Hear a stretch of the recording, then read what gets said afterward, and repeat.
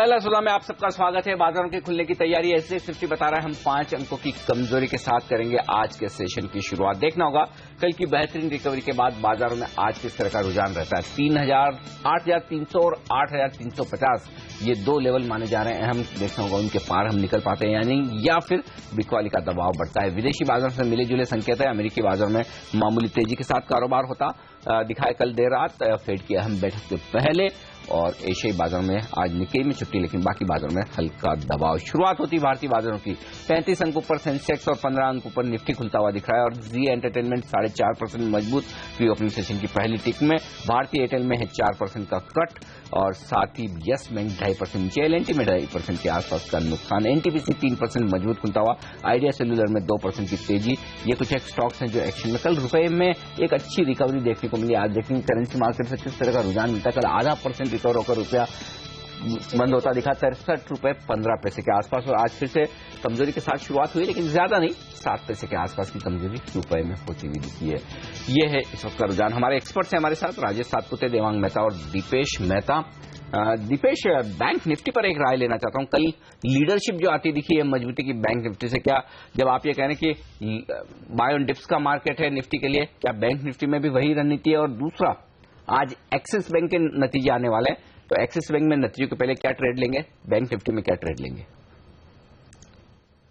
अनिल जी, का पूरा bank Nifty में कल की अगर पूरा एक राइज देखे तो एक काफी शॉर्ट्स जो सिस्टम में थे काफी अनवाइंड होते हुए नजर आए। तो इतनी शार्प शॉर्ट कवरिंग देखी है तो एक काफी पुल बैक रैली भी देखनी। तो मुझे लग रहा है कि एक हल्का सा ये एक्सपायरी के अंदर मतलब आज और कल के अंदर ही एक अपसाइड रूम 18,400 18,500 तक ओपन है बैंक निफ्टी के अंदर। पोस्ट दैट एक हो सकता है वहां एक सप्लाई जोन बढ़ता जाए बैंक निफ्टी के लिए। बट एक ओवरऑल अगर पूरा बैंक निफ्टी का देखें तो जिस हिसाब से कल आईसीआईसीआई बैंक ने एक इतना शार्प अपमूव दिया है तो एक कंफर्ट लेवल बेटर बन रहा है निफ्टी के कंपैरेटिवली बैंक निफ्टी के अंदर। सो इफ इधर I would have been given a choice के निफ्टी और बैंक निफ्टी में लॉन्ग ट्रेड करने को, तो आई वुड हैव सिलेक्टेड के मई सीरीज के लिए इनफैक्ट और अप्रैल सीरीज के लिए भी मैं बैंक निफ्टी लॉन्ग करने की सलाह दूंगा। ओके, तो बैंक निफ्टी लॉन्ग करने के फेवर में फिलहाल दीपेश, लेकिन कुछ और कंपनियां जिनके नतीजे आएंगे, और एक्सिस बैंक की हम बात कर रहे थे, जिस तरह का मूव हमने कल प्राइवेट बैंक्स में देखा गया, स्पेशली आईसीआईसीआई बैंक, अब एक्सिस अगर नतीजे अच्छे पेश करता है, राजेश क्या आप तेजी के लिए तैयार है? 537 पर प्री ओपन सेशन की शुरुआत रही है, और एचडीएफसी भी अपने नंबर्स पेश करेगा। यहां पर आज आप क्या ट्रेड लेंगे? देखिए, axis bank is trading at its 200 DMA level which is 518, और हम देख रहे हैं कि वो लेवल रिस्पेक्ट कर रहा है। तो मुझे लगता है कि एक्सिस में डाउन साइड लिमिटेड है और अपसाइड में देयर इज अ पोटेंशियल कि एक बार 570 580 का लेवल टेस्ट करे। तो मुझे लगता है कि Axis bank buy on dip करे। इनफैक्ट हमने देखा पिछले 4 ट्रेडिंग सेशन से एक्सिस बैंक घटा नहीं है, और हालांकि बाजार में बहुत प्रेशर है। So you can say indirectly Axis bank is supporting the market. So एक कॉन्फिडेंस बनता है एक्सिस बैंक में लॉन्ग करने के लिए।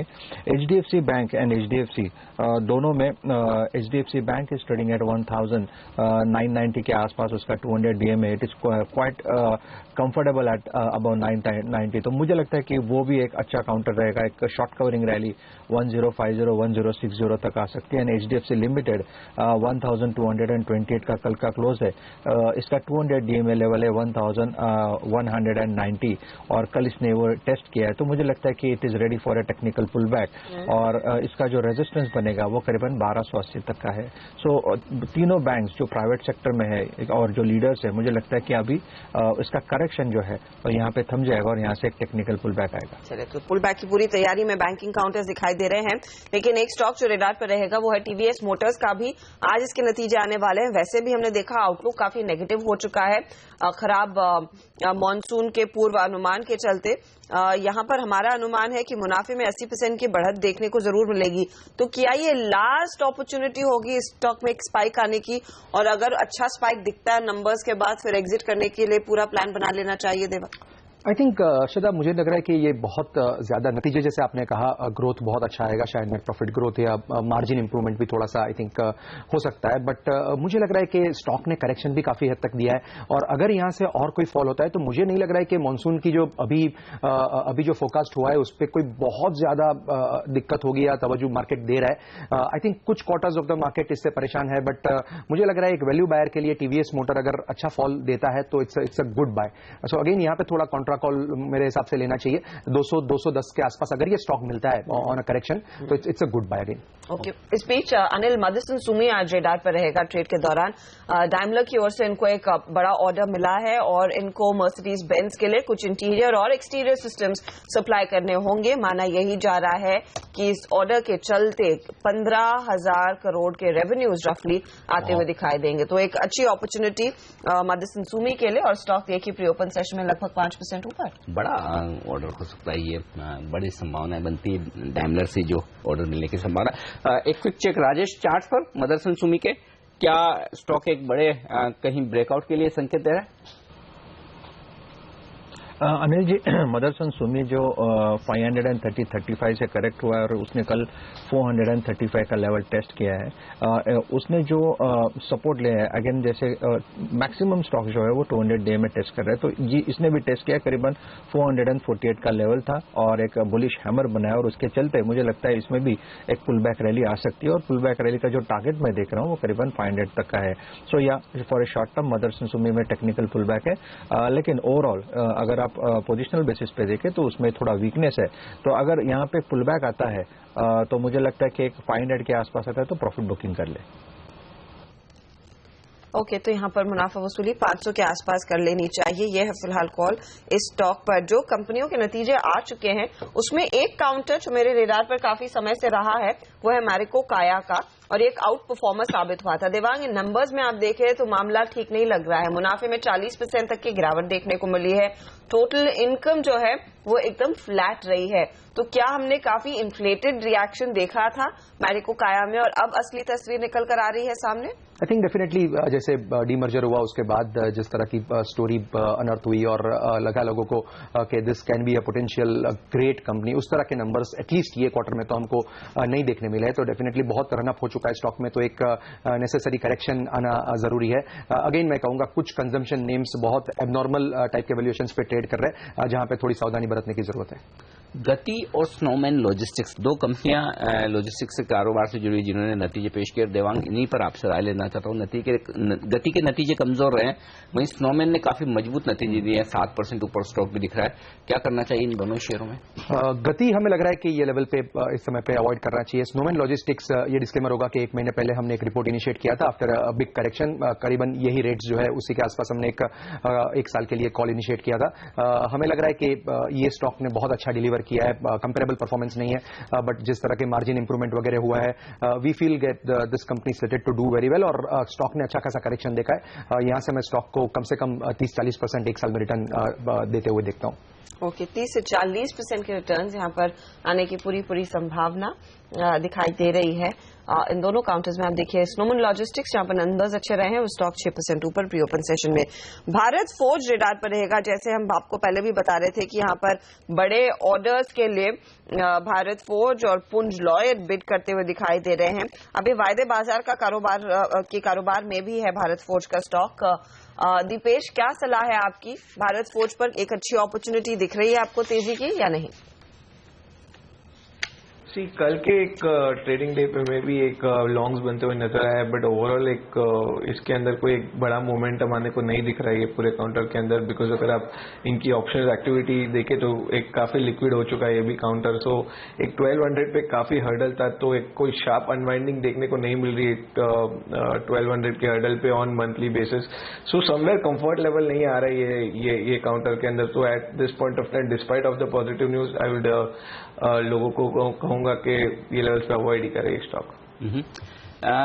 राजेश, कल्पतरू पावर, इस स्टॉक पर आपसे राय लेना चाहता हूं। 735 करोड़ का एक ऑर्डर मिला है कल्पतरू पावर को। इस स्टॉक की खास बात ये मैंने देखा कि जब भी ऑर्डर्स मिलते हैं स्टॉक काफी तेजी से ऊपर जाता है। अब मार्केट का मूड इस वक्त थोड़ा ढीला है तो पता नहीं, लेकिन अदरवाइज रिएक्शन अच्छा होता है। क्या चार्ट्स पर कोई संकेत है खरीदारी करने के लिए या फिर दूर रहे? देखिए, ओवरऑल पावर सेक्टर में I am not quite bullish, लेकिन कल्पतरु पावर में मुझे लगता है कि एक रेंज दिखता है और रेंज थोड़ा बड़ा है। In fact 210, 215 on the lower side and 250 on a higher side. So you can say this 30-40 points के रेंज में कल्पतरु पावर जो भी न्यूज है वो डाइजेस्ट करता है। अगर पावर सेक्टर आप सामने रखो और सामने कल्पतरु रखो तो मुझे लगता है कि दिस इज वन काउंटर की जो कॉन्ट्रा चलता है। तो मुझे लगता है कि अगर कल्पतरु पावर में होल्डिंग है या पोजीशन है तो यहाँ पे one can definitely hold long. अगर करेक्शन आता है तो अगर पावर सेक्टर में ही काम करना है तो कॉन्ट्रा में मुझे लगता है 210 के आसपास अगर करेक्शन में आता है which is the lower end of the support, तो वहां पे कॉन्ट्रा बाइंग अपॉर्चुनिटी बनेगी। अपर साइड में फिर से 250 का टारगेट रहेगा। सो यू कैन से it's a range bound counter for me. Okay, तो एक सीमित दायरे में कारोबार डेफिनेटली देखा जाएगा। सीमेंट कंपनियों में आज अंबुजा सीमेंट और श्री सीमेंट के नंबर्स आएंगे और अल्ट्राटेक सीमेंट में जहां पर हमने देखा परफॉर्मेंस अच्छा था लेकिन जो टॉप लाइन ग्रोथ है वो थोड़ी सी सबड्यूड थी। अब अंबुजा सीमेंट के नतीजों से जो एक्सपेक्टेशन है कि यहाँ पर एक नेगेटिव ग्रोथ देखने को मिलेगी, मुनाफे पर अच्छा खासा दबाव देखा जाएगा। इधर आपकी राय क्या रहेगी? क्योंकि नॉर्मली हम देखते हैं इस सीजन में मॉनसून से पहले सीमेंट कंपनियों में अच्छी खासी तेजी आती है। इस बारी पूरा उल्टा हुआ है। मार्केट का हाल शायद खराब है, इनके रियलाइजेशंस इंप्रूव नहीं हो रहे हैं या फिर वाकई में डिमांड है ही नहीं। ट्रू। इनफैक्ट ये अगर हम देखें तो पहले एक ड्रीम रन हुआ था अल्ट्राटेक वगैरह के स्टॉक ने, जब लाइफ टाइम में 52 वीक हाई बनाया था, उसके बाद एक अच्छा खासा फॉल देखने मिला है। और स्पेसिफिकली अगर अंबुजा की बात करूं तो जिस मार्केट्स में वो ज्यादा ऑपरेट करता है वेस्ट और नॉर्थ, वहां पे जनरली कमजोर रियलाइजेशंस रहे हैं और कोई प्राइसिंग पावर भी नहीं आया है। कहीं कहीं देखें तो प्राइस रिडक्शन भी हुआ है। तो मुझे लग रहा है डेफिनेटली इनके रियलाइजेशंस मार्जिन सब पे एक इम्पैक्ट आएगा। टॉप लाइन ग्रोथ भी मुझे थोड़ा डिफिकल्ट लग रहा है। तो आई फील कि ये क्वार्टर शायद थोड़ा वीक रहेगा अंबुजा के लिए। अगर सीमेंट स्टॉक की जनरली बात करूं तो हमें लग रहा है कि अभी भी UltraTech is one buying opportunity. बाकी के स्टॉक्स आप सेफली अवॉइड कर सकते हो इस समय पे। ये राय आती हुई इन सारे स्टॉक्स पे, लेकिन और प्री ओपनिंग सेशन में जहां मूव्स दिख रहे हैं एक बार उन्हीं पर बात कर ली जाए। नतीजों के लिहाज से केपीआईटी टेक्नोलॉजी 11.5% नीचे खुलता हुआ दिख रहा है प्री ओपनिंग सेशन में। राजेश, नंबर्स तो बेहद खराब है और वो रिएक्शन दिख भी रहा है प्री ओपनिंग सेशन में। वॉल्यूम्स भी अच्छे हैं 14-15 हजार शेयरों के। कहाँ इंपॉर्टेंट सपोर्ट लेवल है इस स्टॉक के लिए? अनिल जी, मुझे लगता है कि केपीआईटी में जो गिरावट हमने देखी है 230 से लेके इनफैक्ट पिछले एक महीने से केपीआईटी 230 से लेके 140-130 तक आया है। तो मुझे लगता है कि ऑलमोस्ट 100% यू कैन से 50% रिडक्शन जो है फ्रॉम द टॉप लाइन यहाँ से आया है। तो मुझे लगता है कि यहाँ पे वो फैक्टर्ड इन है, प्राइस्ड इन है। इनफैक्ट हमने कल इसमें एक शार्प रनअप देखा था। मुझे लगता है आज मॉर्निंग में ये वीकनेस रहेगा, बट आई थिंक कि यहाँ पे फ्रेश सेल या एग्जिट अपॉर्चुनिटी नहीं ढूंढनी चाहिए क्योंकि प्राइस इन है, फैक्टर्ड इन है। तो यहाँ पे सेल मत करिए। अगर आपके पास पोजीशन है तो आप डेफिनेटली इसको होल्ड रखिए। मैं स्टॉप लॉस पर्टिकुलरली नहीं देखता हूँ क्योंकि इतना अगर सुबह सुबह में गैप डाउन है तो there is no importance of the stop loss. This is purely technical की इससे ओवरसोल्ड काउंटर और यहाँ पे पुल बैक आता है। तो पुल बैक कहां तक आता है? तो मुझे लगता है कि अगर इसमें पुल बैक आता है तो 190 का लेवल आ सकता है, but on a positional basis. That is what I am saying कि लाइक 2-3 महीने में 190 का लेवल आ सकता है। तो मुझे लगता है कि कॉन्ट्रा इसमें बाइंग आ सकता है। तो better not to exit, wait for technical pull back. Okay, एक स्टॉक जिसमें हम देख रहे हैं अच्छा स्पाइक प्री ओपन सेशन में, हम भारत फोर्ज और पुंज लॉयड की बात कर रहे थे जो एंटी एयरक्राफ्ट गन्स भारतीय डिफेंस के लिए बनाने के लिए टॉप कंटेंडर्स हैं। पुंज लॉयड तो हिला नहीं है, लेकिन पुंज लॉयड हिला है, भारत फोर्ज में कुछ ज्यादा एक्शन नहीं है। पुंज लॉयड में क्या राजेश तेजी का कॉल आप लेंगे? खुलते ही स्टॉक देखिए प्री ओपन में 10% ऊपर। देखिए अर्चना, मुझे लगता है कि भारत फोर्ज में मोमेंटम आ चुका है। एवरीवन इज फैक्टरिंग कि भारत फोर्ज के पास बहुत सारा काम आएगा डिफेंस सेक्टर से, लेकिन Punj light was a surprise at least to me also. मुझे नहीं लग रहा था कि पुंज लाइट को ये बेनिफिट मिलेगा और टेक्निकली भी अगर आप मंथ ऑन मंथ बेसिस देखो तो बहुत अच्छा इसमें ट्रैक्शन आ सकता है, बाइंग इंटरेस्ट इमर्ज हो सकता है और काउंटर वैसे सस्ता भी है।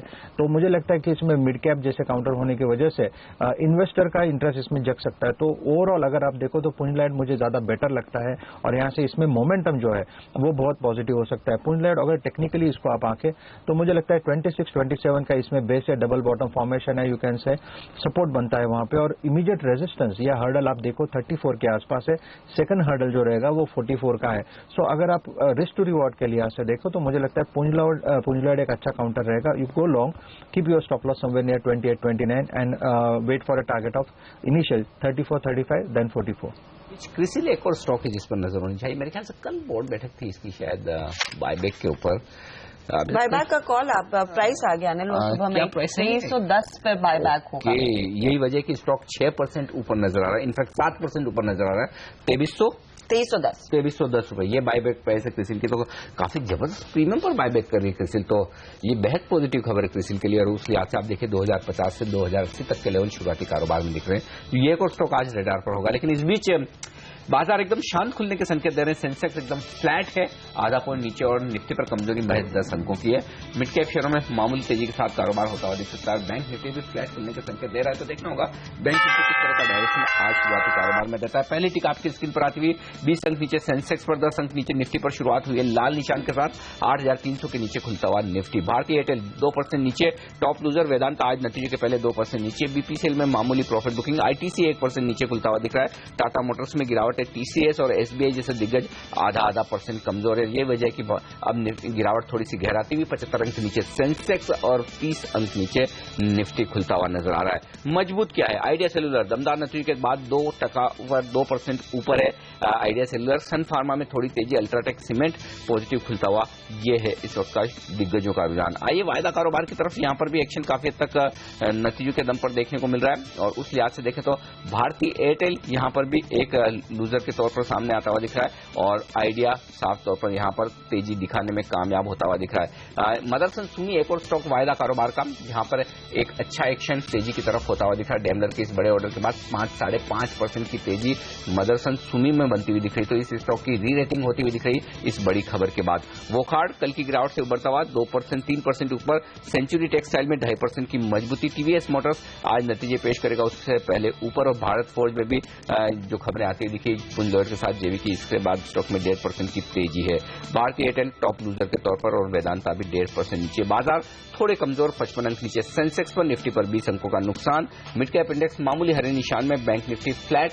खर्चा और कहां नजर आया? वेल्सपन कॉप ये काउंटर देखिए अनिल, और 20% के अपर सर्किट पर शुरुआत होती हुई दिखाई दी है, तो वो मूव जो है वो बरकरार है। वॉल्यूम एक्शन ऑफकोर्स खुलते ही फिर से देखने को मिला है। पुंज लॉयड में 9.5% की बढ़त देखने को मिल रही है।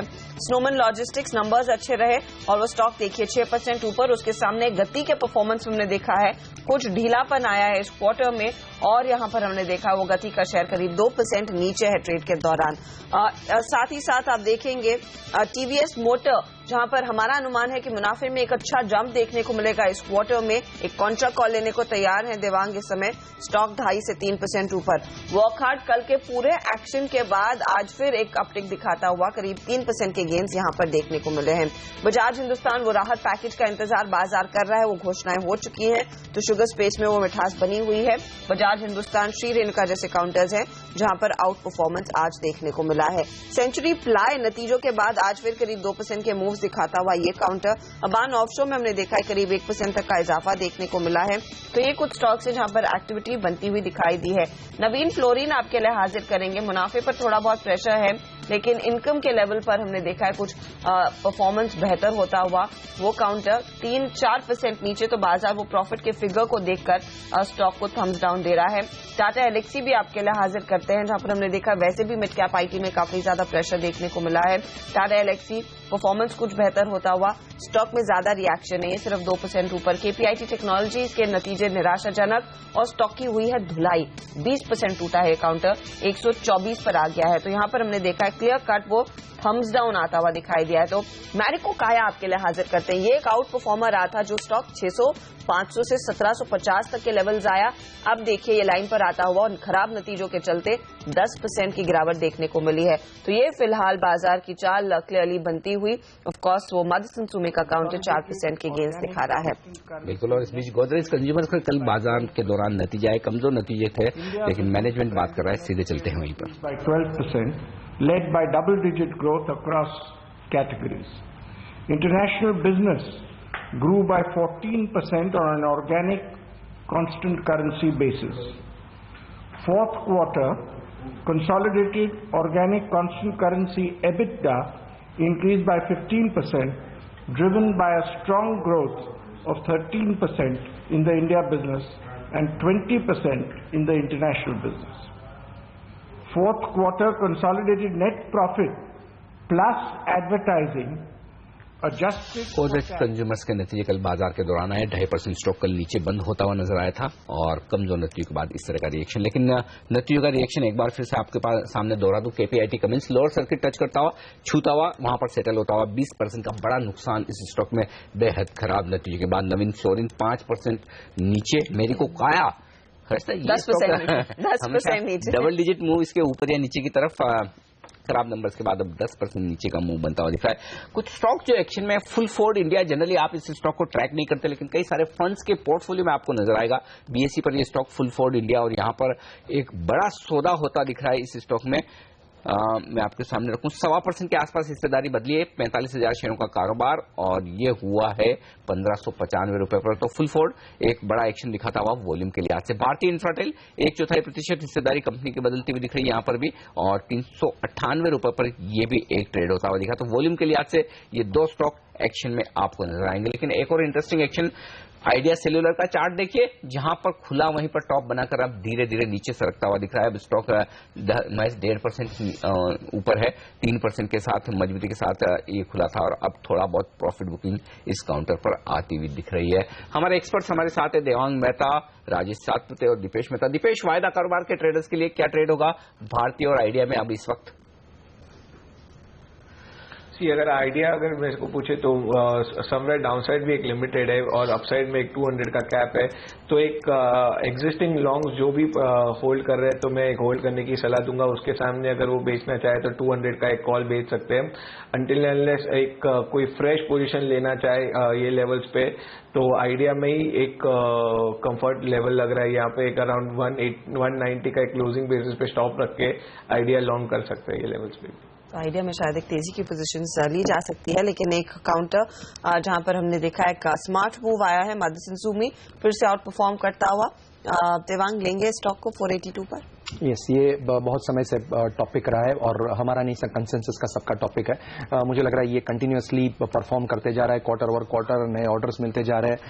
इन दिस एनवायरनमेंट जहां पे ऑटो एंसिलरी एक सिक्लिकलिटी का फायदा मिल रहा है, उस समय पे Motherson Sumi has to be topic.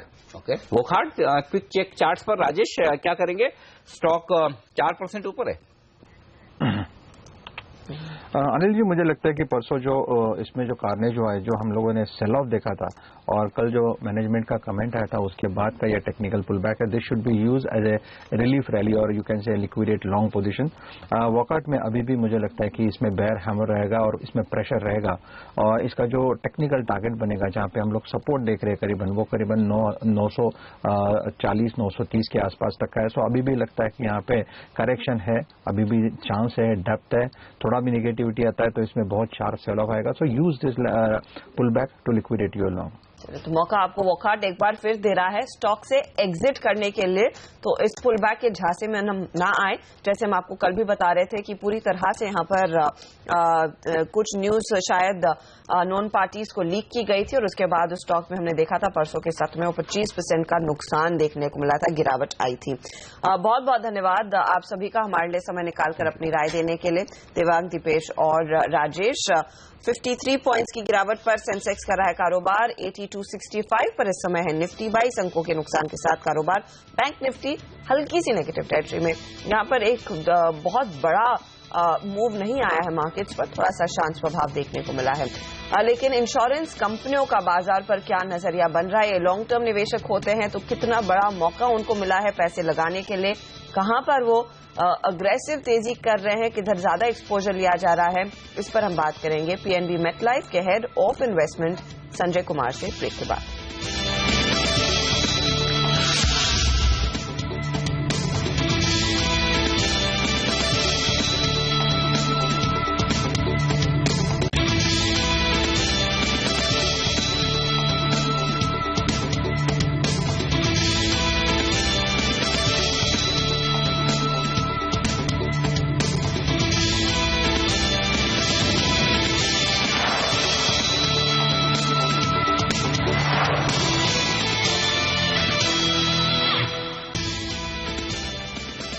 16,060 अंक नीचे सेंसेक्स पर, निफ्टी पर नुकसान 25 अंकों का, मिड कैप इंडेक्स 1.4% ऊपर है।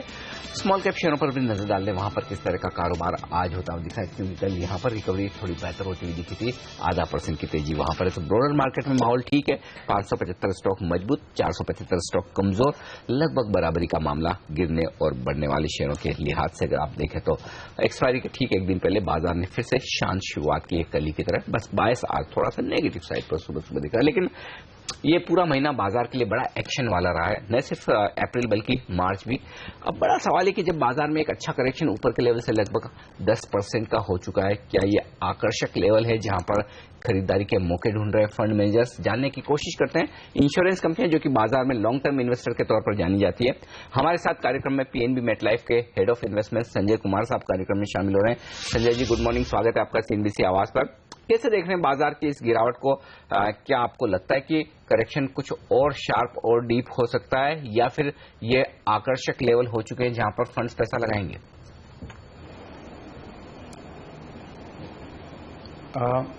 अगर मैं देखता हूं तो ये काफी कुछ फैक्टर्स एक साथ बंचअप हो गए।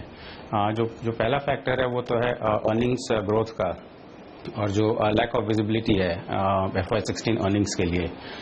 दूसरा आप अगर देखें तो मॉनसून रिलेटेड जो कंसर्न्स हैं उनका जो इम्पैक्ट हो सकता है एग्री प्रोडक्शन पे, इन्फ्लेशन पे, रूरल इकोनॉमी पे इन जनरल। तीसरा जो फैक्टर है वो है कि जो मैथ टैक्सेशन रिलेटेड कंसर्न्स हैं वो भी एक सेंटिमेंट डैम्प हो चुके हैं। और फाइनली जो मॉनसून रिलेटेड कंसर्न्स हैं और उनका क्या इम्पैक्ट होगा, वो भी एक फैक्टर हो रहा है मार्केट को भी डैम्पन करने में। सो इन सब फैक्टर्स की वजह से जो करेक्शन हुआ है, मेरे ख्याल से अभी जो लेवल है वो काफी अट्रैक्टिव हो चुका है। और जो लॉन्ग टर्म इन्वेस्टर्स हैं जो इंडिया स्टोरी को 2 to 5 years point of view से देख रहे हैं, उनके लिए काफी अट्रैक्टिव लेवल है ये एंटर करने के लिए। तो उस लिहाज से संजय जी मैं फिर अज्यूम करूंगी कि आपने काफी बड़े पैमाने पर इक्विटी में फिर एक्सपोजर लिया होगा इस सेल ऑफ को देखकर। हाँ जी, ये आपका असम्पशन करेक्ट है। तो हम लोगों ने सिलेक्टिवली फाइनेंशियल्स पे, ऑटोमोबाइल्स पे, इंडस्ट्रियल्स पे और सीमेंट पे एक्सपोजर लिया हुआ है। सो हम लोग बेसिकली दो थीम्स प्ले कर रहे हैं, one is consumption and the other is economic recovery. इन दोनों थीम्स में जो नियर टर्म फैक्टर्स हैं वो थोड़े बहुत प्रेशर वाले नहीं दिख रहे हैं क्या आपको संजय जी? क्योंकि कंजम्पशन स्टोरी में जो रूरल इनकम जो एक मेजर किकर रहती है, वहां पर संभावना है जो बेमौसम बरसात हुई है उसका प्रेशर बना है। साथ ही मौसम विभाग कह रहा है कि इस बार शायद वो मानसून भी इतना अच्छा ना हो जितनी उम्मीद की जा रही थी होगा। तो क्या वो कंजम्पशन इनकम को और सप्रेस नहीं करेगा, और क्या वो सिर्फ एक साल ही नहीं, ये क्या फिर थोड़ा बहुत लॉन्गर टर्म में भी प्रेशर नहीं डालेगा?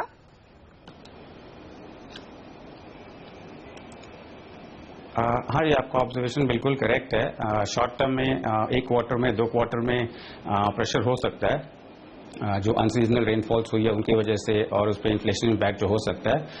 बट जो सिलेक्टिव थीम्स है, फॉर एग्जांपल ऑटोमोबाइल्स में अगर आप देखते हैं तो जो 4 व्हीलर रिलेटेड कंपनीज हैं जिनका ज़्यादा बिजनेस अर्बन सेंटर से आता है, उस पर एक्सपोजर हम लोगों ने लिया हुआ है। और जो रूरल प्लेस हैं, फॉर एग्जांपल 2 व्हीलर्स जिनका ज़्यादा सेल रूरल एरिया से आता है, उस पर इतना एक्सपोजर नहीं लिया हुआ है। सो सिलेक्टिव थीम्स जो विद इन कंजम्पशन है और विद इन इंफ्रास्ट्रक्चर प्लेस हैं उस पर एक्सपोजर दिया हुआ है। लेकिन अब नतीजों के लिहाज से जो एक्शन होता हुआ दिख रहा है उस पर आपसे राय लेना चाहता हूं। सबसे पहले आईटी कंपनियां जहां पर लगातार कमजोर नतीजे आए दिग्गजों के, क्या इस सेक्टर में वेटेज कम करने की जरूरत है, या फिर जब नतीजों के बाद एक अच्छा करेक्शन हो रहा था इन शेयरों में आप फिर से खरीदारी करेंगे?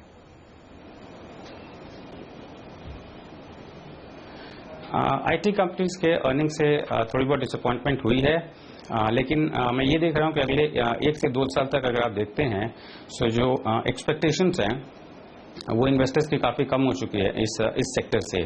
और इनकी जो ग्रोथ होती है वो काफ़ी स्ट्रांगली लिंक्ड होती है यूएस इकोनॉमी से। और यूएस इकोनॉमी में मैं समझता हूं कि जो रिकवरी आ रही है वो सस्टेनेबल है, और इनका जो बिजनेस है वो काफ़ी ग्रो करेगा फ्रॉम दी यूएस इकोनॉमी। और सेकेंड है रुपी फैक्टर, जो रुपी में डिप्रिसिएशन होगा और जो हो सकता है रादर, उसकी वजह से इनको टेलविंड जो मिलेगा उससे भी फायदा होगा। सो इन दोनों फैक्टर्स को देखते हुए may be 1 to 2 year point of view से आईटी सेक्टर पे आप पॉजिटिव हो सकते हैं। फाइनेंशियल्स को लेकर भी बुलिश, और यहाँ पर वो नॉर्मल जो डिलेमा रहता है कि आप प्राइवेट सेक्टर बैंक्स पर जोर दें या फिर पीएसयू बैंक्स पर जोर दें। आपने I am sure private sector banks पर ज्यादा पैसे एलोकेट किए हैं, लेकिन क्या गोइंग फॉरवर्ड आपको लग रहा है कि पीएसयू बैंक्स भी उतनी ही बेहतर रिटर्न की अपॉर्चुनिटी देंगे, या फिर इस समय सिर्फ भरोसा इन निजी बैंक्स पर ही किया जाए पैसों पर? प्राइवेट सेक्टर बैंक्स में जो दो फेवर बहुत स्ट्रांगली जाते हैं वो है कि जो रिटेल बिजनेस ग्रोथ स्टोरी, उनमें प्राइवेट सेक्टर बैंक्स काफी स्ट्रांग है, और जो स्ट्रेस्ड एसेट प्रॉब्लम है वो उनमें काफी कम है। पर मैं समझता हूं कि अगर आप नेक्स्ट 12 मंथ्स एंड बियॉन्ड देखें, सो जो स्ट्रेस्ड एसेट प्रॉब्लम है उसको काफी कम हो जाएगा। इनफैक्ट 6 to 12 मंथ्स में भी आपको ये इफेक्ट दिखने मिल सकता है प्राइवेट सेक्टर बैंक्स में। सो पीएसयू बैंक्स में ये प्रॉब्लम ज्यादा है, और उनपे भी जैसे इकोनॉमी में रिकवरी आएगी, ये स्ट्रेस्ड एसेट्स की प्रॉब्लम धीरे धीरे कम होते जाएगी, तो उनका वैल्यूएशन से भी काफी अट्रैक्टिव है, बट जो प्रॉब्लम्स हैं वो बहुत ज्यादा है। सो आपका जो कमेंट था वो बिल्कुल सही था कि प्राइवेट सेक्टर बैंक्स में अभी अट्रैक्टिव है और उसमें ज्यादा पैसा लगा हुआ है, बट पब्लिक सेक्टर बैंक्स में भी स्टोरी है, पर वो लॉन्ग टर्म स्टोरी है। पीएसयू बैंक्स में थोड़ा शायद लंबा वक्त लगे, ये राय आती यहाँ पर। शुक्रिया संजय कुमार साहब आपका हमारे लिए वक्त निकालने के लिए। तो ये थे संजय कुमार साहब, पीएनबी मेटलाइफ के इक्विटी के हेड, और बताते हुए कि बाजार में इस वक्त गिरावट में खरीदारी का मौका है, लेकिन खरीदारी का मौका कहाँ है ये सब जानना चाहते हैं, और कुछ ऐसे ही बेहतरीन स्टॉक सीएनबीसी आवाज आपके लिए लेकर आता है, और ऐसा एक शानदार जैकपॉट शेयर लेकर आई है। हमारे साथ है मुग्धा मिश्रा आज का जैकपॉट शेयर लेकर। पिछले कुछ दिनों में बाजार में करेक्शन देखा है और अब आपको जरूरत है वैल्यू ढूंढने की, इसीलिए हम लेकर आए हैं आपके लिए जैकपॉट शेयर, और आज का जैकपॉट शेयर है कैन फिन होम्स। आपको पता है कंपनी के बारे में कुछ बता दें, कैनरा बैंक कंपनी की प्रमोटर है, किसी भी बैंक द्वारा बनाई गई ये पहली हाउसिंग फाइनेंस कंपनी है। 1987 में कंपनी बनी है, तो काफी सालों से कारोबार कर रही है। होम लोन के अलावा कंपनी दूसरे सेक्टर्स में भी लोन देती है, लेकिन ज्यादा फोकस होम लोन्स पर ही है और फोकस छोटे लोन्स पर है, इसीलिए औसत टिकट साइज 15 लाख रुपए का ही है। सबसे बड़ी बात इस कंपनी के लिए जो डिफरेंट है वो ये कि 55% कंपनी की आय डायरेक्ट सेलिंग एजेंट से आती है। फिलहाल कंपनी के पास 118 ब्रांचेस हैं। चलिए, ये तो हो गया कंपनी के बारे में एक छोटा सा बैकग्राउंड, लेकिन अब शेयर होल्डिंग की बात करते हैं। शेयर होल्डिंग में सबसे इंपॉर्टेंट फैक्टर है प्रमोटर्स, क्योंकि प्रमोटर्स 42.38% होल्ड करते हैं। कैनरा बैंक कंपनी का प्रमोटर है, लेकिन इस प्रमोटर के होने से काफी ज्यादा सहारा मिलता है कंपनी को, बताएंगे आगे। लेकिन फिलहाल आपको बता दें एफआईआईस और डीआईआईस की होल्डिंग भी धीरे धीरे बढ़ रही है, और अन्य फिलहाल होल्ड करते हैं 56.5%। तो यहाँ पर शेयर होल्डिंग पर मिलता है कंपनी को एक पॉजिटिव टिक। लेकिन बैलेंस शीट पर अब नजर डालते हैं। अगर आप Q3 FY15 के बाद लोन बुक देखें तो वो स्टैंड करती है 634 करोड़ पर। कंपनी का नेटवर्थ है 516 करोड़ का। नेट इंटरेस्ट मार्जिन काफी अच्छे हैं, अराउंड 3% के। काफी तेज विस्तार के बावजूद कंपनी ने अपने एनपीएस में सुधार किया है। अगर आप वित्त वर्ष 2011 में कंपनी का एनपीए देखें तो वो स्टैंड करता था 1.1% पर, और अगर आप Q3 FY15 में कंपनी का ग्रॉस एनपीए देखें तो वो मात्र 0.3% पर है, और नेट लेवल पर तो ये ऑलमोस्ट नेग्लिजिबल है 0.09%। तो डेफिनेटली काफी अच्छी बुक्स है, और इसलिए बैलेंस शीट पर भी कंपनी को मिलता है एक पॉजिटिव टिक। अब आते हैं वैल्यूएशन पर। कंपनी ने पिछले कुछ हफ्तों में अपनी 52 वीक्स हाई से करेक्शन लिया है, ऑलमोस्ट 20% नीचे आ चुकी है। अप्रैल में ही कंपनी ने 52 वीक हाई बनाया था। फिलहाल अगर आप देखें तो वित्त वर्ष 2016 की अनुमानित बुक वैल्यू से करीब 1.5 टाइम्स ट्रेड कर रहा है, और अनुमानित ईपीएस से 11 टाइम्स, तो काफी कंफर्टेबल। लेकिन अगर आप पीयर से कंपैरिजन करेंगे तो और भी तस्वीर साफ हो जाती है। कैन फिन होम्स का डायरेक्ट पीयर है LIC housing finance. LIC housing finance FY FY16 के एक्सपेक्टेड बुक वैल्यू से ट्वाइस ट्रेड करता है, जबकि कैन फिन होम्स 1.5 टाइम्स पे मिल रहा है आपको। तो वैल्यूएशन के लिहाज से भी मिलता है कंपनी को एक पॉजिटिव टिक। और अब बात करते हैं आउटलुक की। अगले 4 साल में कंपनी की योजना है कि ब्रांचेस की संख्या बढ़ाकर 3 गुना किया जाए।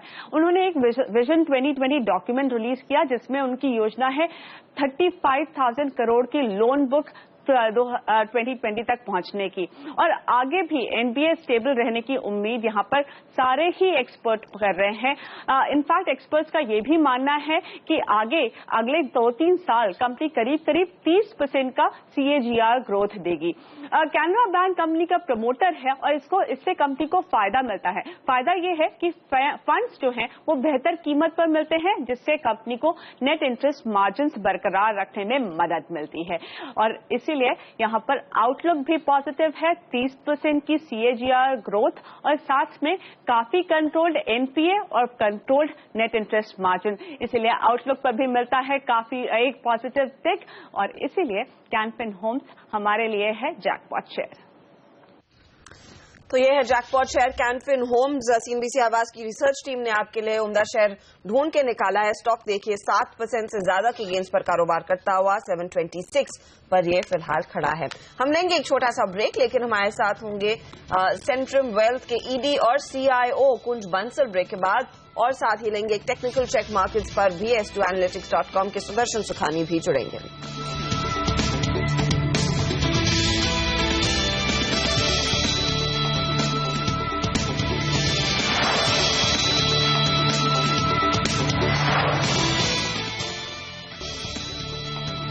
हरे निशान में फिर से लौटते हुए बाजार यहां पर 7 अंक ऊपर सेंसेक्स और निफ्टी 8287 आज का हाई देख लिया जाए 8290। जी हाँ, दिन के हाई पॉइंट पर आते हुए बाजार तो शुरुआती कमजोरी से उबरने की कोशिश, लेकिन मजबूती कहां दिख रही है मिड कैप शेयरों में। 1% के आसपास की तेजी मिड कैप इंडेक्स में, स्मॉल कैप इंडेक्स उससे भी बेहतर है, लेकिन असली रिकवरी जो निफ्टी और सेंसेक्स में दिखी है वो है बैंक निफ्टी की वजह से। फिर से कल ही की तरह आज भी बैंक निफ्टी लीड करता हुआ दिख रहा है। 1% से ज्यादा की मजबूती बैंक निफ्टी में हो चुकी है। तो बैंकिंग शेयर साफ तौर पर बताने की बाजार शायद एक्सपायरी के पहले उतना कमजोर ना हो जितना एक डर था।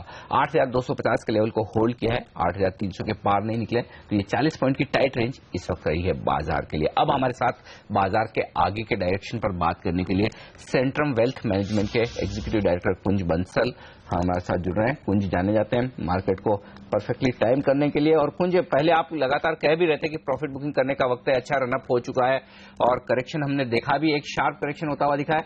क्या अब खरीदने का वक्त आ गया है या आप और इंतजार करेंगे अभी? जी हाँ, इस प्रश्न का जवाब इन्वेस्टमेंट हॉराइजन को मद्देनजर रखते हुए देना पड़ेगा। मेरा कहने का मतलब यह है कि जो भी शॉर्ट टर्म ट्रेडर्स हैं उनके लिए अभी भी मुझे लगता है थोड़ा सा कॉशियस रहना चाहिए, स्पेशली कल एक्सपायरी तक। सो आज और कल 2 दिन उन्हें मुझे लगता है थोड़ी तसल्ली रखनी चाहिए, बिकॉज बेट किसी भी तरफ पड़ सकता है। एक्सेप्ट कल के बाजार के, हम पिछले कुछ 3-4 दिन के बाजार को देखें तो हर दिन जब सुबह बाजार खुलता था तो लगता था बॉटम आउट हो गया है, और उसके बाद during the day, intra day या क्लोजिंग तक काफी बाजार नीचे आ जाता था।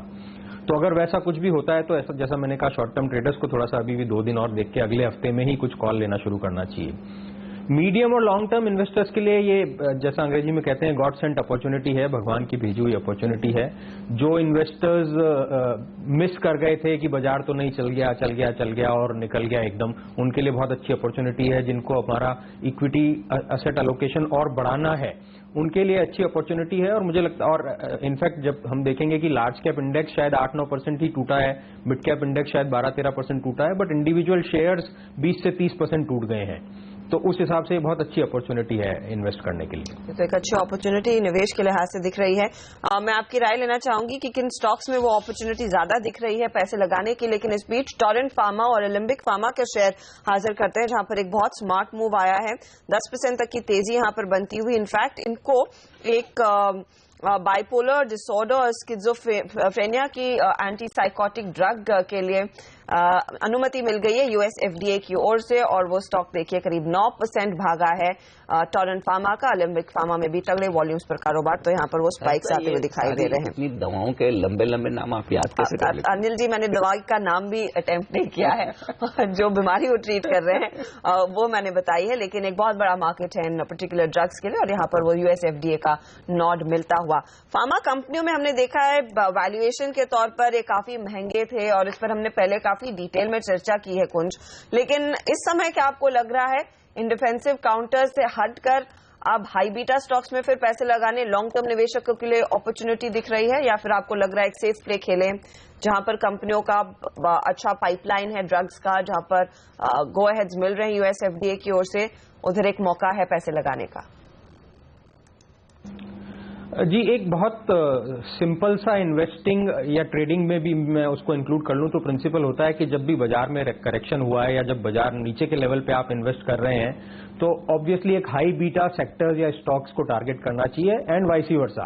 अगर आप बाजार में इंडेक्स वाइज ऊपर के लेवल पे इन्वेस्ट कर रहे हैं तो लो बीटा सेक्टर्स जो डिफेंसिव्स हैं, आईटी है, फार्मा है, उनको टारगेट करना चाहिए। तो उस हिसाब से करंट बाजार में मुझे लगता है बैंकिंग सेक्टर मंदी को भी लीड करता है और तेजी को भी लीड कर रहा है, तो मुझे लगता है वो एक सेक्टर है जहां अभी भी short term as well as medium term अच्छी अपॉर्चुनिटी हो सकती है। But at the same time हम इंडियन करेंसी, इंडियन रुपी का डॉलर के अगेंस्ट में जो रुझान बन रहा है उस पर नजर डालें और मुझे ऐसा लगता है कि अगले करीब 3-4 क्वार्टर का हम व्यू लें, साल भर का व्यू लें तो इंडियन करेंसी डेप्रिशिएट होगी। तो उसके तहत एक्सपोर्ट ओरिएंटेड सेक्टर्स में काफी अच्छी इन्वेस्टमेंट अपॉर्चुनिटी जरूर से बनती है और उनमें अच्छा करेक्शन भी हो गया है। तो मुझे लगता है उस हिसाब से फार्मा और आईटी सेक्टर शेयर्स को भी इस करेक्शन में देखा जा सकता है। फार्मा की बात निकली तो कुछ एक स्टॉक पर आपसे राय लेना चाहता हूँ, वो है वोकहार्ड। 500 से 2000 के बीच कई बार जर्नी करता है, ये ऊपर से नीचे और अच्छे खासे वोलेटाइल मूव देता है। पिछले 2 सेशन खराब थे, आज फिर से रिकवरी की कोशिश होती दिख रही है। कैसे इस स्टॉक को क्या निवेश के लायक समझते हैं आप, या फिर दूर रहना चाहिए जिस तरह का वोलेटाइल स्टॉक है ये? तो मेरा उस स्टॉक पे कोई बहुत ज्यादा स्टडी या व्यू नहीं है, पर खाली मार्केट पैटर्न को देखते हुए और आपके प्रश्न को ध्यान में रखते हुए मैं इतना ही बोलूंगा कि क्लियरली ये स्टॉक है जो ट्रेडर्स के लिए है, high risk high return investors के लिए है। उन इन्वेस्टर्स शायद राइट वर्ड नहीं है, ट्रेडर्स के लिए है जैसा मैंने पहले बोला, और उसमें भी चौड़ी छाती रखने वाले ट्रेडर्स के लिए है। तो उन लोगों को इस स्टॉक में काम करना चाहिए। मुझे नहीं लगता कि इतनी वॉलेटिलिटी और इतना high price, high range movement जो शेयर का ऊपर और नीचे रहता है, इन्वेस्टर्स को उसमें कुछ करने की बहुत ज्यादा अपॉर्चुनिटी है। पर फिर भी अगर किसी का कंपनी पे स्टडी है, जैसा मैंने कहा मेरा नहीं है, तो वो उस हिसाब से कॉल ले सकते हैं।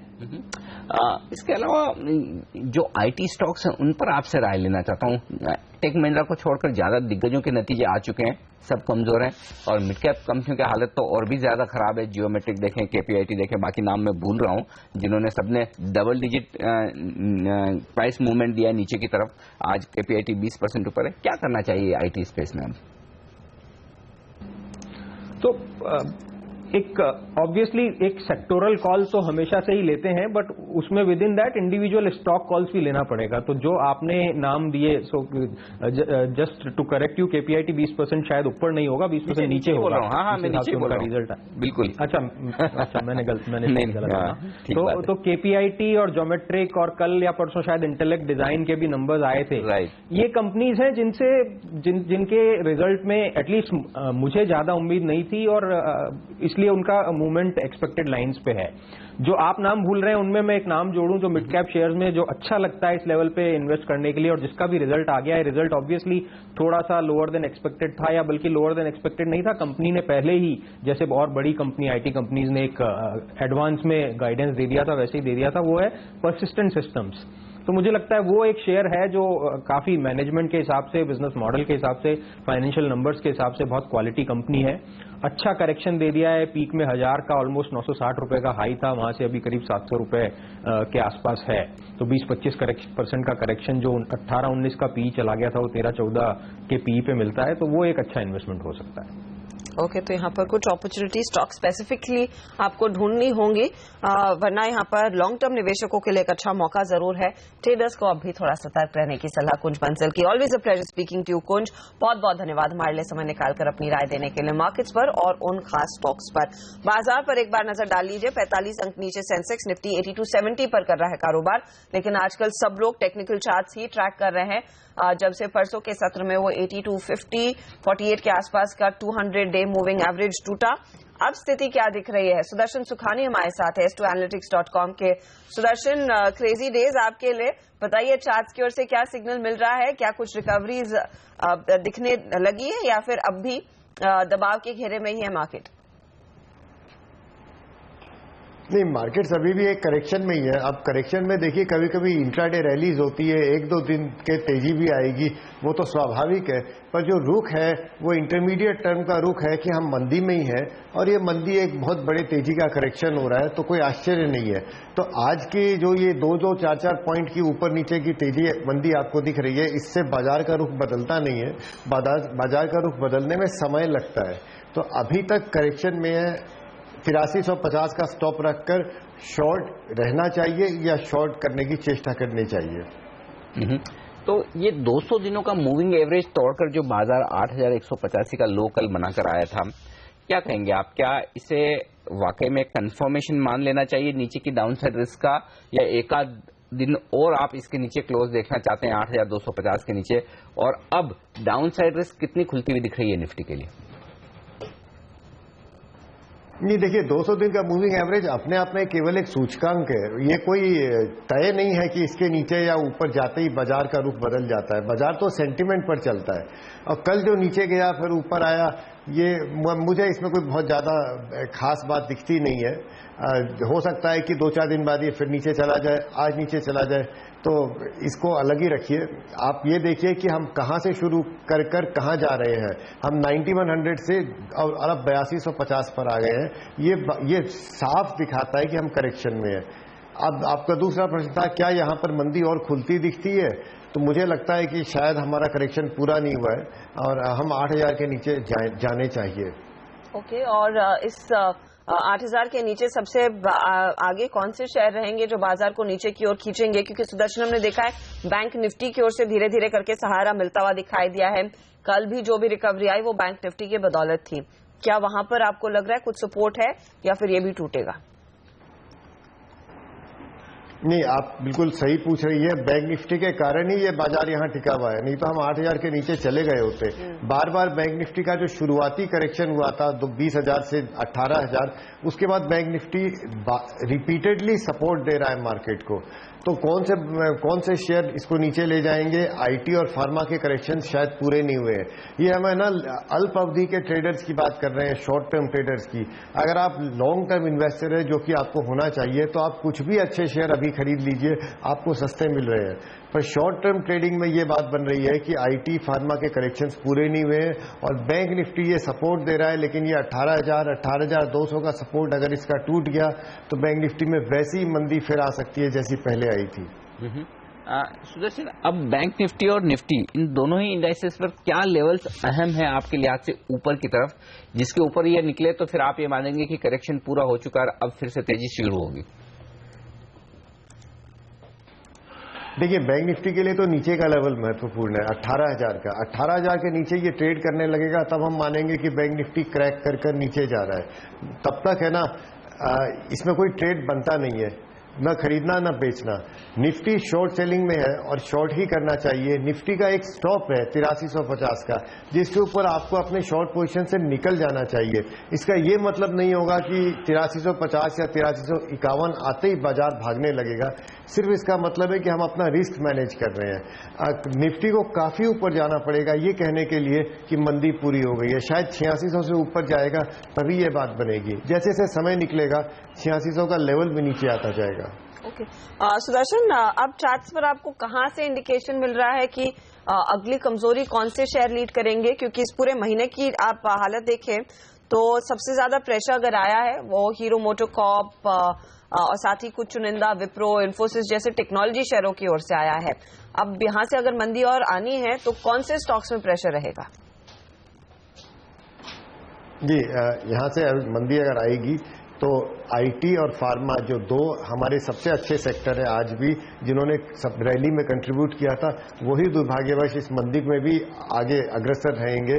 और अगर बाजार क्रैक करने लगेगा तो बैंक निफ्टी शायद नीचे की तरफ शामिल हो जाएगा, लेकिन बैंक निफ्टी अभी शॉर्ट सेल है नहीं। एक और स्पेस जहां पर साफ तौर पर कमजोरी दिख रही वो एफएमसीजी शेयरों की है। लीवर, आईटीसी जैसे दिग्गज कमजोर होते हुए दिख रहे हैं। आपको यहां पर क्या लगता है, क्या और कमजोरी बढ़ेगी? क्या कोई शॉर्ट कैंडिडेट्स हैं यहां पर, सुदर्शन? देखिए, यहां पर है ना, आईटीसी और डाबर, ये दोनों शॉर्टिंग के लिए उपयुक्त है। हिंद लीवर को बिल्कुल शॉर्ट करना नहीं चाहिए। हर डिप पर हिंद लीवर बाइंग के लिए है। आप हिंद लीवर को इन्वेस्टमेंट मानिए, इसको ट्रेडिंग व्हीकल यूज ही मत कीजिए। हिंद लीवर हर जगह एसआईपी करके खरीदने लायक शेयर है। डाबर और आईटीसी, यहां दोनों इस समय शॉर्ट सेलिंग के लिए उपयुक्त दिखते हैं। तो डाबर आईटीसी में एकदम और बिकवाली आती हुई दिखाई दे सकती है, तो प्रेशर डेफिनेटली रहेगा। ऑटो कंपनियों पर सुदर्शन, क्या यहाँ पर आपको लग रहा है 4 व्हीलर्स कुछ माहौल संभालेंगे या फिर ये भी 2 व्हीलर्स की तरह टूटेंगे, बिखरेंगे? नहीं, ऐसा नहीं लगता है कि 2 व्हीलर्स की तरह ये टूटेंगे। और अगर नीचे, तो देखिए करेक्शन में सभी चीजें नीचे जाती है, पर मुझे नहीं लगता है कि यहाँ पर 4 व्हीलर्स में कोई शॉर्ट सेलिंग बनेगी। कोई भी डिप आएगा, कहीं भी जाकर ये रुकेंगे तो इनको खरीदना ही बनता है। इनमें मारुति सबसे ठीक है। मारुति हिंद लीवर की तरह है, आप इसको सिर्फ खरीद सकते हैं। हर डिप पर आप इसको खरीदिए, एसआईपी बनाइए, इसको अपने पोर्टफोलियो में जोड़िए। तो ये राय आती हुई चार्ट पर सुदर्शन सुखानी की तरफ से बहुत बहुत शुक्रिया सुदर्शन जी, आपका हमारे लिए वक्त निकालकर आज सारे सेक्टर्स पर, बाजार पर, बैंक निफ्टी पर अपनी राय देने के लिए। 36 अंक नीचे है सेंसेक्स, निफ्टी पर नुकसान 17 अंकों का। मिड कैप इंडेक्स आधा % ऊपर है। बैंक निफ्टी जबरदस्त वॉलेटाइल, जो 1% ऊपर दिख रहा था बैंक निफ्टी, अब मामूली तेजी के साथ ट्रेड करता हुआ दिख रहा है। मुश्किल से 25-30 अंक ऊपर है, लेकिन मार्केट ब्रेथ बेहतर है क्योंकि छोटे शेयरों में, स्मॉल कैप शेयरों में भी अच्छी तेजी का रुझान। 800 शेयर मजबूत, 400 शेयर कमजोर, तो ये एक अच्छी तस्वीर आपकी स्क्रीन पर। तो एक्सपायरी के ठीक एक दिन पहले लगातार दूसरे दिन बाजार में शांत शुरुआत की है। देखना होगा 8,300 के पार निकलकर टिक पाते हैं या नहीं। पहला सौदा में लेकिन आज के लिए इतना ही, लेकिन आगे नजर रहेंगी कमोडिटी मार्केट की ओपनिंग पर। आपको बताएंगे यहां से आगे के क्या ट्रेड्स बन रहे हैं इस मार्केट में, और साथ ही आईपीएल का अपडेट भी लेकर आएंगे। नमस्कार।